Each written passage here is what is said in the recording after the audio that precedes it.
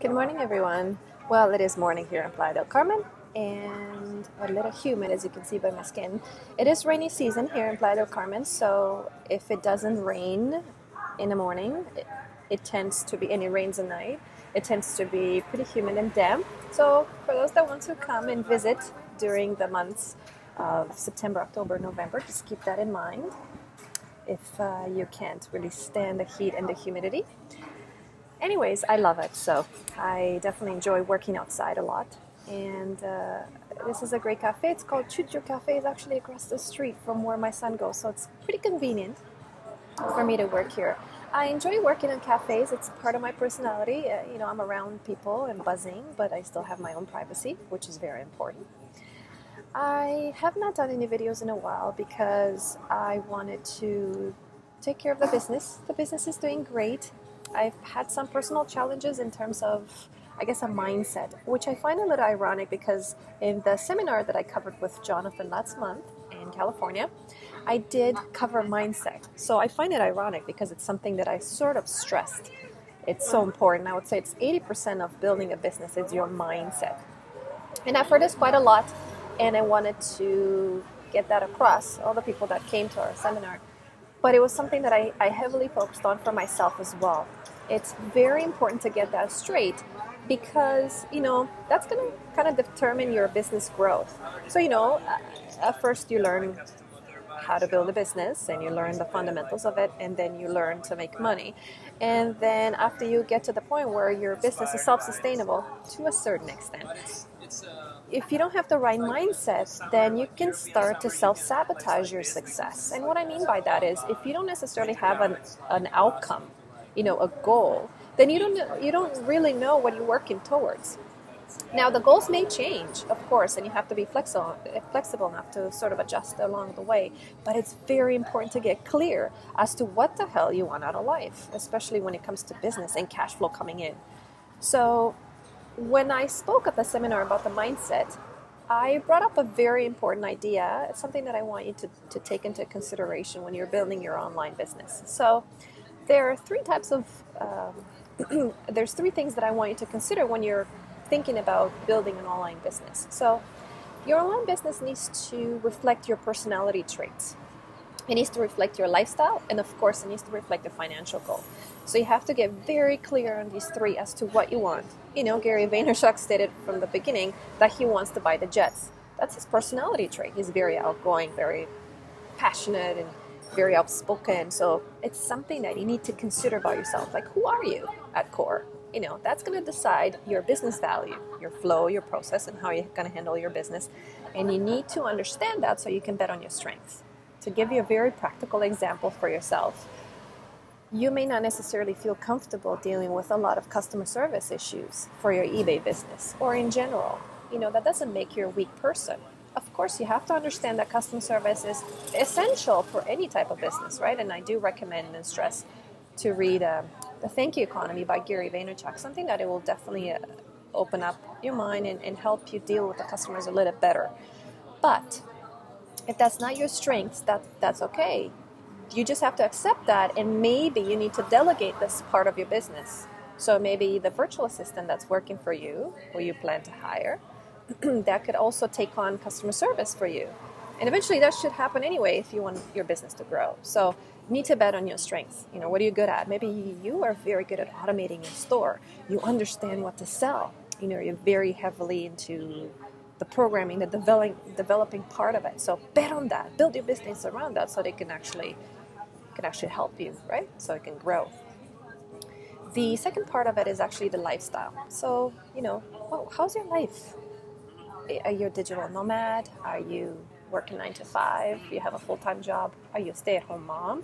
Are you a retiree? Are you looking just to make extra cash on the side to purchase something for yourself? So what's your current state of life? And the beauty about an eBay business is you can mold it based on your lifestyle. So, what do you want this business to do for you? Keep in mind that eBay is a cash flow, right? So you're not necessarily saving the world. Mind you, you could, right? Because you could make money and you can donate it. And that's the whole point of building an ethical business, right? So you can definitely create a donation part of it and everything that's happening in the world right now, maybe is something you need to consider. But what I'm really talking about is you need to have this business work for you, right? Because you're getting a cash flow. So this cash flow is going to fund whatever projects and outcomes and goals you have for yourself. So there's three types of businesses. There's the big corporations, such as like Apple or Amazon or Home Depot and whatnot. And so, do you want your eBay business to have such high volume sales and high volume profit? Maybe you want to hire a lot of people, and that's a great thing, okay? Big corporations is not, you can't consider them evil. I mean, these big corporations create jobs for a lot of people, right? Not everybody wants to be an entrepreneur, right? So maybe you want to be that type of person that wants to create as many jobs as possible, and that's fantastic, and understand that about yourself. There's the small businesses, such as like a local bakery or this place that I'm right now, the cafe shop, right? So it's a small business that only wants to serve like a local community, like a specific niche, right? And then you have a lifestyle business, which eBay business is kind of like that. So like a freelance, so one man, one woman shop. Maybe you have one virtual assistant, that's about it. And you're not really looking to grow, and that doesn't really mean you don't have big aspirations. You do, they just reflect differently, not necessarily in like a big aspect, building a business aspect of things. And so these are the three types of businesses, and you can just be in between. It can be a range of these three businesses. You don't have to be one or the other. So try to put down on a piece of paper, like, how do you want to be as a business, as an eBay business? And the third part, which is very important, financial goal. You got to have a dollar sign in mind. Money's not the most important thing for me. It never has been and never will be. But I can't be ignorant of the fact that money is freedom, to a certain extent, okay? I'm not talking about emotional freedom and whatnot, but really, money makes the world go around. So you need to understand your financial goals. So knowing that, it will help you understand your hustle level. It will help you decide what strategies, do you need to be aggressive, especially if you want to make a lot of profit. If you want to build a big business, right, your strategies will be very different than someone that just wants to be a freelancer, right? So your hustle level will be a little bit different, not as aggressive, right? Your level of commitment, how many hours do you want to put in this business? And your deeper purpose, right? And understand that the more money you make, the more money you can give. At least that's how I look at it. And that's the abundant mentality that is so important to keep in mind. We have a very, negative relationship with money, and we feel that rich people, or those that have a lot of money, they do a lot of bad in the world. And unfortunately, that is the case with some people. But, why don't you use money for the greater good and understand that the more you have, the more you can help others and delegate others and help others grow. So look at money as a positive tool, right? I have a great book recommendation that I recommended in a seminar, and I want to stress it here too. The book is by Simon Sinek, and it's The Power of Why. Great book, and I really want you to really, even if you don't read the whole thing, just kind of browse through it. Very good at determining your why. So these are the 3 points that I want to bring up, and thank you for having patience with me and waiting to have a video for you.